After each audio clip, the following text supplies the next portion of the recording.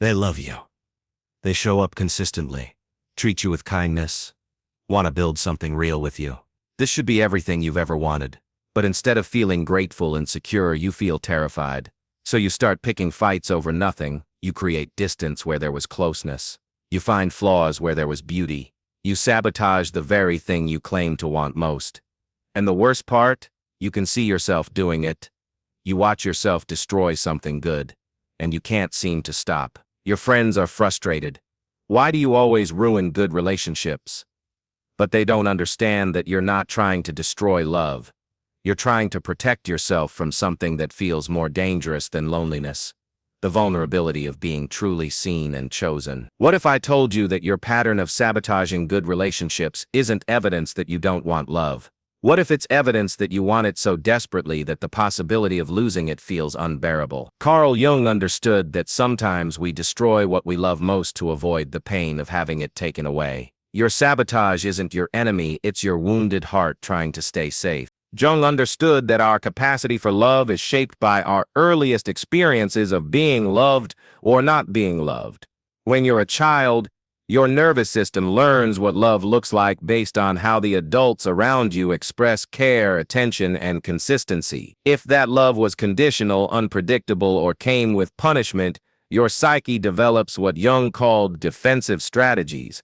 These strategies helped you survive childhood, but they sabotage adult relationships. If love meant disappointment in your early life, your unconscious mind will create disappointment before it can happen to you. If affection came with strings attached, you'll look for the strings in every gesture of kindness. If the people who were supposed to protect you instead hurt you, your psyche will assume that anyone who gets close enough will eventually do the same. Relationship sabotage isn't about not wanting love, it's about trying to control the inevitable pain that your wounded psyche believes love always brings. Your unconscious mind calculates, if I destroy this before they leave me, at least I have some control over when and how it ends. Meet Ryan, a 31-year-old teacher who has ended 4 potentially beautiful relationships in the past 3 years, not because they weren't working, but because they were working too well. Each time someone got close enough to really see him, to love him authentically, Ryan would find reasons to create conflict and distance.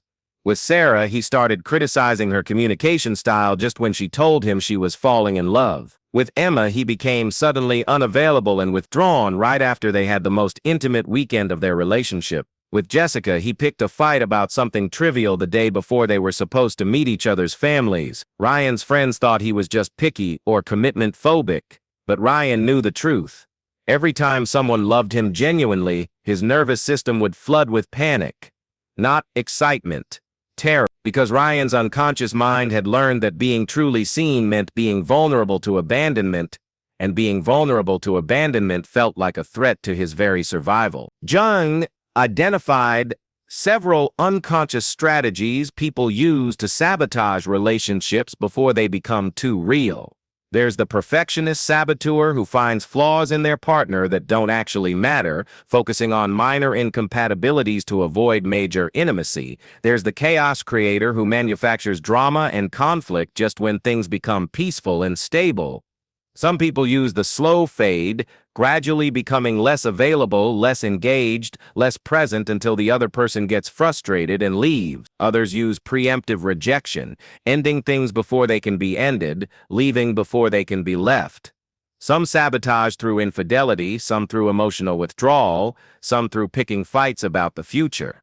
But perhaps the most subtle sabotage is the authenticity withdrawal, gradually showing less of your real self, becoming more guarded and performative until the person falls in love with a mask instead of you. Then you can tell yourself they don't really love you because they don't really know you. The deeper someone loves you, the more visible you become to them. And visibility feels terrifying when you've learned that being seen leads to being hurt. When someone truly knows you, your fears, your wounds, your dreams, your flaws, they have the power to destroy you in ways that strangers can't. They know exactly where you're vulnerable, exactly what would hurt most, exactly how to break your heart efficiently.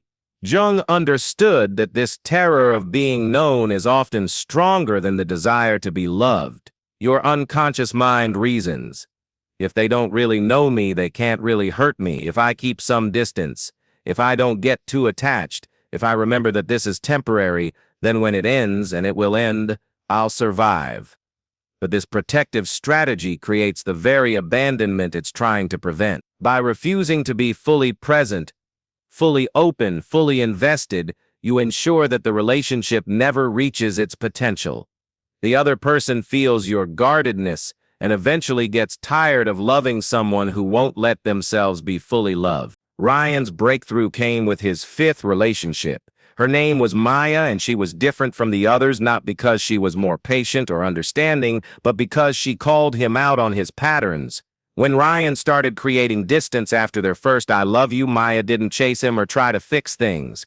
Instead, she asked him directly, "Are you sabotaging this because you're afraid I'll leave, or because you're afraid I'll stay?" The question stopped Ryan cold. For the first time, he could see his pattern clearly. He wasn't afraid Maya would abandon him, he was afraid she wouldn't. He was afraid of the responsibility of being truly loved, of the pressure to be worthy of someone's devotion, of the possibility of disappointing someone who had seen his flaws and chosen him anyway. That night, Ryan called his therapist and said something he'd never articulated before. "I think I'm more afraid of being loved than I am of being alone." It was the beginning of understanding that his sabotage wasn't protecting him from heartbreak. It was guaranteeing. Pause here and examine your own relationship patterns honestly. Do you find yourself creating distance just when someone gets close? Do you pick fights when things are going well? Do you look for reasons to leave just when someone gives you reasons to stay? What did you learn about love in your earliest relationships? Was it safe, consistent, and unconditional? Or did you learn that love comes with conditions, that people leave, that being seen means being vulnerable to pain? Share in the comments if you recognize your own sabotage patterns, but only what feels safe to share. Sometimes naming the pattern is the first step toward changing it. Your honesty might help someone else recognize their own protective strategy. Jung taught that healing relationship sabotage requires going back to the wounded child inside you who learned that love wasn't safe. This inner child developed brilliant survival strategies that helped you navigate inconsistent or harmful early relationships. But those same strategies now sabotage your adult relationships.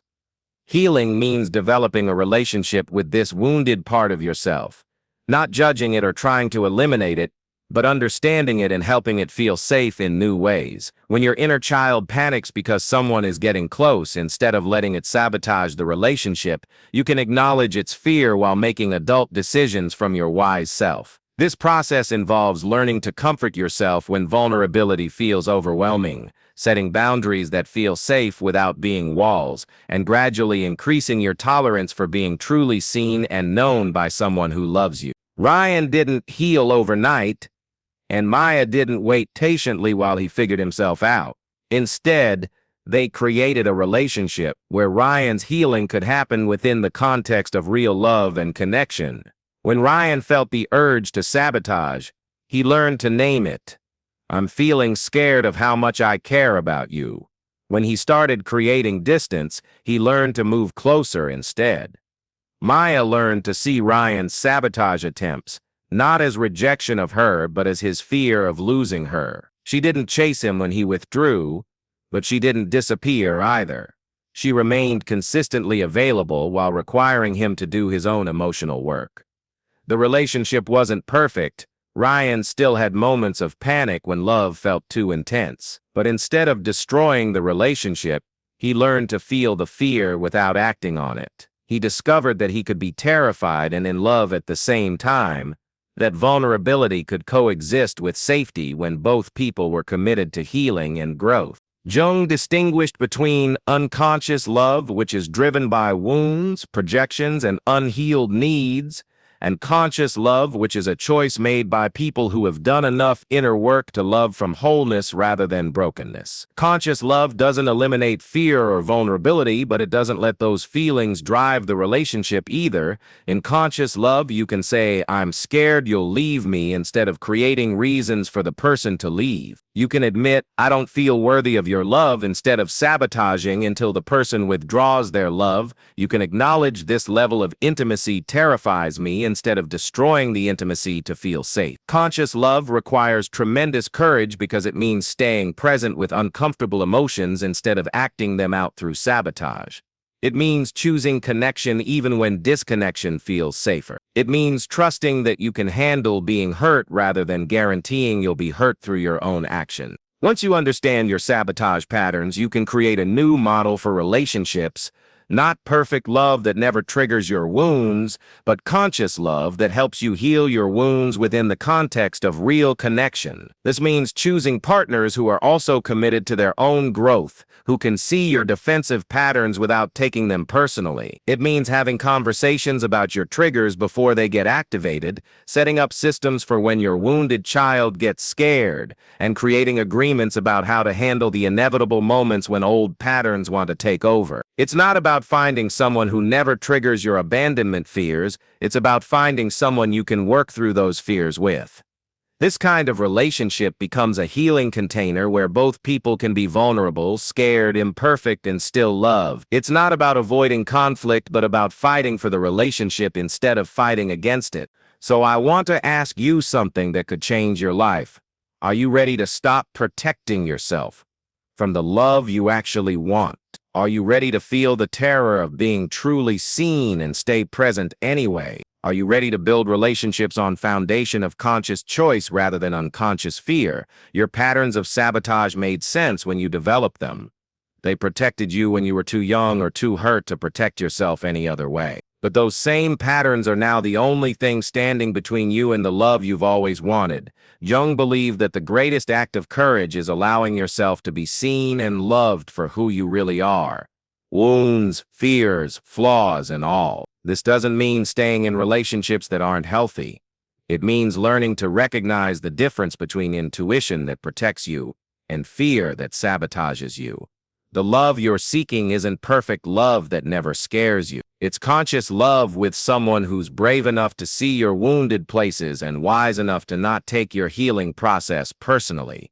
It's love that grows stronger through working through fears together, rather than avoiding them. If this message resonated with your own patterns of sabotaging good relationships, let me know in the comments by writing, "I choose conscious love." Subscribe for more content about psychology, healing, and building relationships that help you grow, instead of keeping you small. Remember, you don't have to be healed to be loved, but you do have to be willing to heal within love. And that willingness to stay present with your fears while choosing connection anyway, that's where real love begins.